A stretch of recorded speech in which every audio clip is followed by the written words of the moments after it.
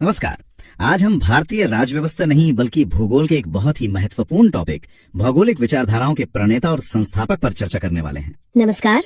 हाँ, और इसमें हम कुछ बहुत ही जरूरी वस्तुनिष्ठ प्रश्न और उनके उत्तर देखेंगे। बिल्कुल, जो सभी प्रकार की परीक्षाओं के लिए बहुत ही महत्वपूर्ण है। तो चलिए इस विषय की गहराई से पड़ताल करते हैं। चलिए शुरू करते हैं। तो पहला सवाल है, भूगोल का जनक किसे कहा जाता है?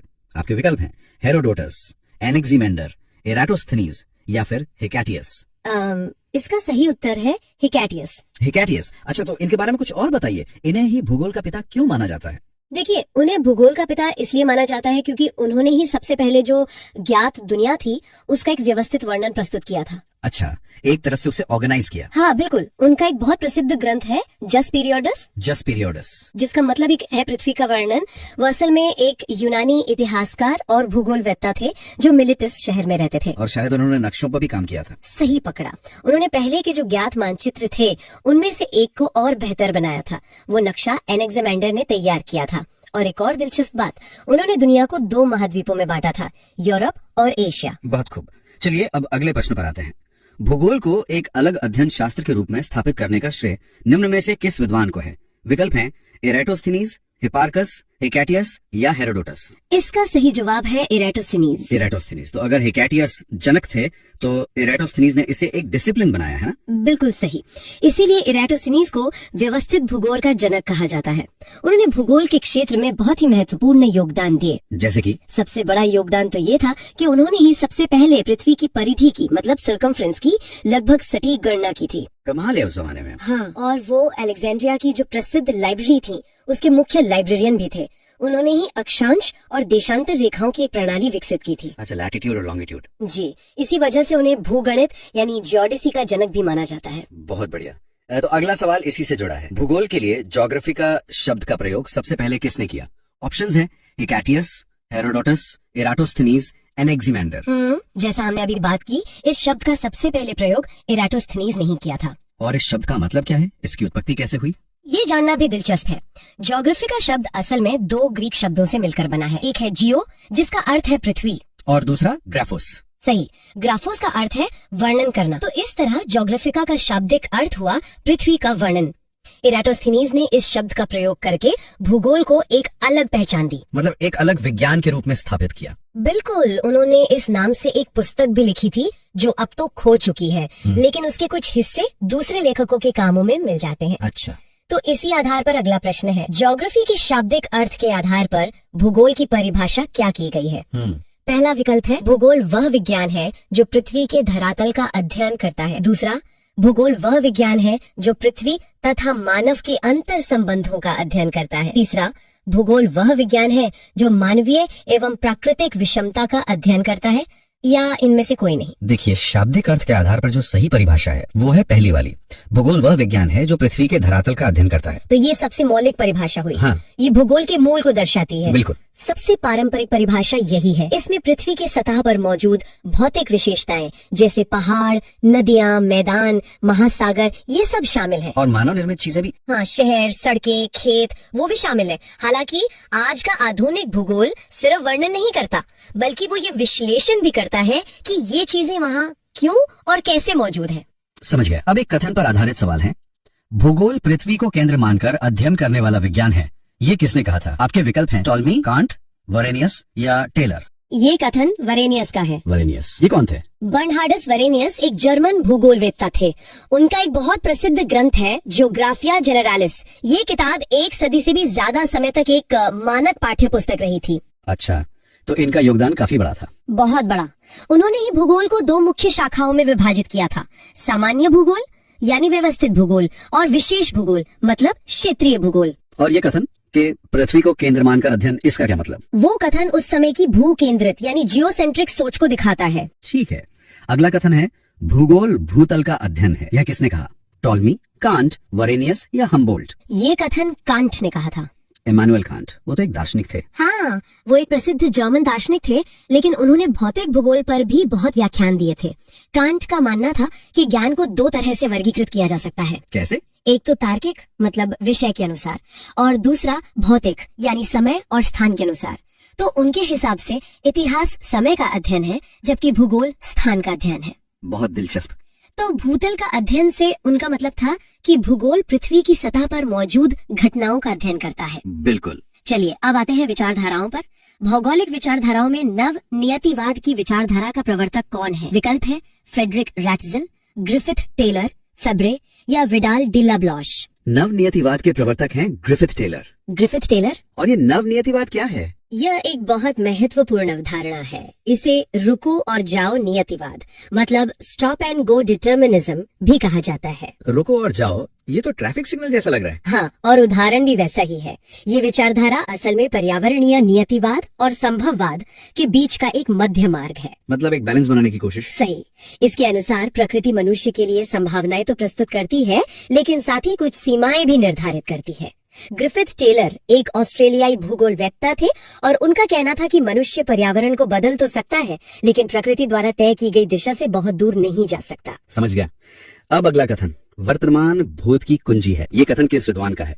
डटन, जेम्स हटन, डेविस या वॉल्टर पैंक? यह बहुत प्रसिद्ध कथन है और ये जेम्स हटन का है। James Hutton. और ये कथन भूविज्ञान के लिए इतना जरूरी क्यों है?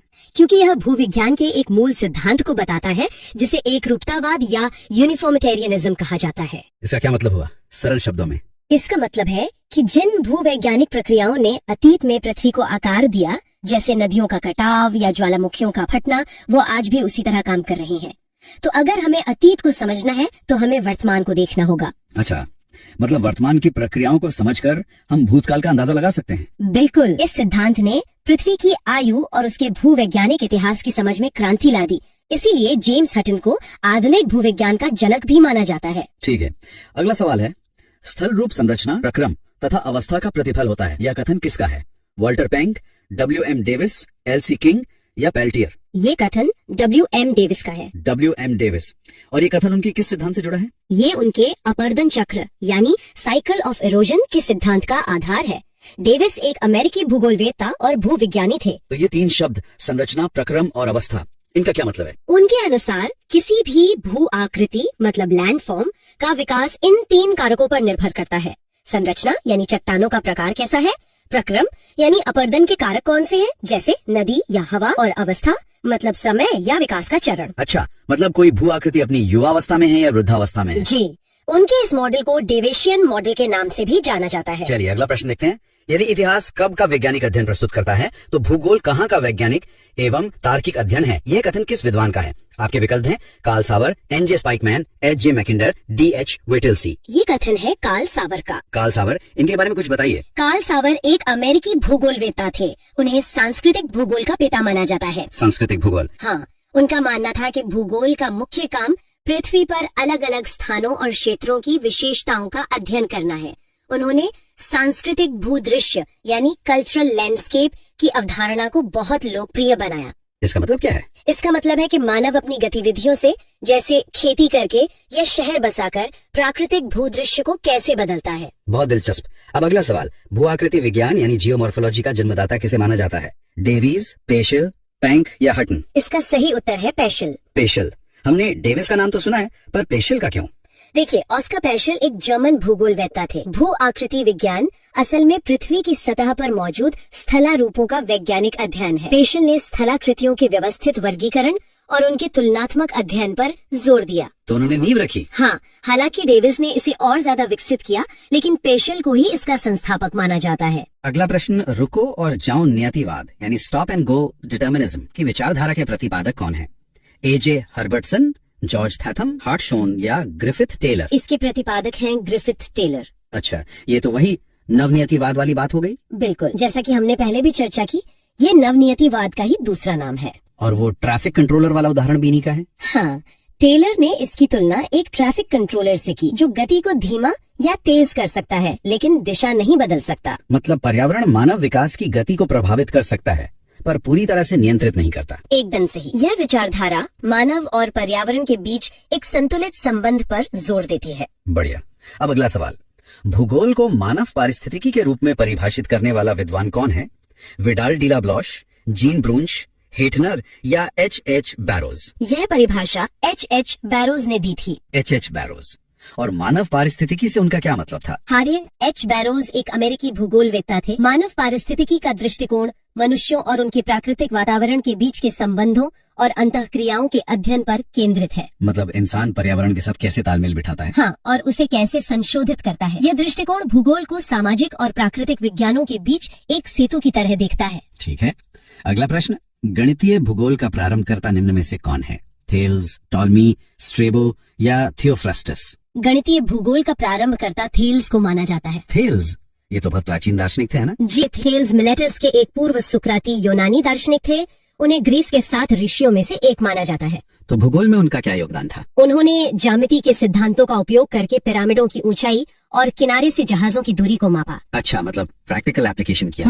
हाँ, गणितीय भूगोल पृथ्वी को मापने, उसके आकार और गतियों का अध्ययन करने और मानचित्र बनाने के लिए गणितीय तकनीकों का उपयोग करता है। थेल्स ने ही इसकी नींव रखी थी। समझ गया। अगला कथन है, चूंकि मानव पृथ्वी पर निवास करता है अतः पृथ्वी पर निर्भर है। ये कथन किसका है? फैब्रे, ब्लॉश, सेम्पुल या जीन ब्रुंश? ये कथन जीन ब्रुंश का है। जीन ब्रुंश, ये किस विचारधारा से जुड़े थे? जीन ब्रुंश एक फ्रांसीसी भूगोलवेत्ता थे और वो प्रसिद्ध भूगोलवेत्ता विडाल डे ला ब्लॉश के छात्र थे। मतलब संभववाद। बिल्कुल, ये कथन मानव पर्यावरण संबंधों की मौलिक सच्चाई को दिखाता है। ब्रुंश ने मानव भूगोल के अध्ययन में ठोस दिखने वाले तथ्यों जैसे कि घर, सड़कें और खेत, इनके महत्व पर बहुत जोर दिया। ठीक है, अब एक और पिता वाला सवाल। क्षेत्रीय भूगोल यानी रीजनल ज्योग्राफी का पिता निम्न में से किस भूगोलवेत्ता को कहा जाता है? Carl Ritter, H J. Herbertson, Friedrich Ratzel या हम्बोल्ट? क्षेत्रीय भूगोल का पिता कार्ल रिटर को कहा जाता है। Carl Ritter. हाँ, कार्ल रिटर एक जर्मन भूगोलवेत्ता थे। उन्हें अलेक्जेंडर वॉन हम्बोल्ट के साथ आधुनिक भूगोल के संस्थापकों में से एक माना जाता है। और क्षेत्रीय भूगोल क्या है? क्षेत्रीय भूगोल का दृष्टिकोण पृथ्वी की सतह को अलग अलग अद्वितीय क्षेत्रों में बांटकर उनका अध्ययन करता है। रिटर का मानना था कि हर क्षेत्र की अपनी एक विशिष्ट पहचान होती है। मतलब वो मानव इतिहास पर पर्यावरण के प्रभाव को भी देखते थे। हाँ बिल्कुल, उन्होंने इसी पर जोर दिया। उनका प्रमुख ग्रंथ अर्धकुंडे है। दिलचस्प। अगला सवाल भी इन्हीं से जुड़ा लगता है। मानव भूगोल का संस्थापक निम्न में से किसको कहा जाता है? ब्लॉश, हम्बोल्ट, कार्ल रिटर या जीन ब्रुंश? इसका जवाब भी कार्ल रिटर ही है। अच्छा, तो उन्हें क्षेत्रीय और मानव भूगोल दोनों का प्रणेता माना जाता है, ऐसा क्यों? ये दिलचस्प है ना? ऐसा इसलिए है क्योंकि उनका जो क्षेत्रीय दृष्टिकोण था वो मुख्य रूप से मानव केंद्रित था।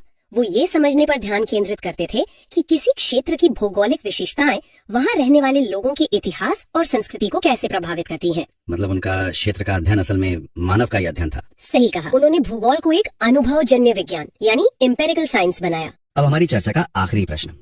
एक और प्रसिद्ध कथन है, मानव भूगोल अस्थायी पृथ्वी एवं चंचल मानव के पारस्परिक परिवर्तनशील संबंधों का अध्ययन है। यह किसका कथन है? ब्लॉश, हंटिंगटन, कुमारी सेम्पुल या हम्बोल्ट? ये प्रसिद्ध कथन कुमारी सेम्पुल का है। Ellen Churchill Semple. कुमारी सेम्पुल ये किस विचारधारा की थी? कुमारी एलन चर्चिल सेम्पुल एक अमेरिकी भूगोलवेत्ता थी।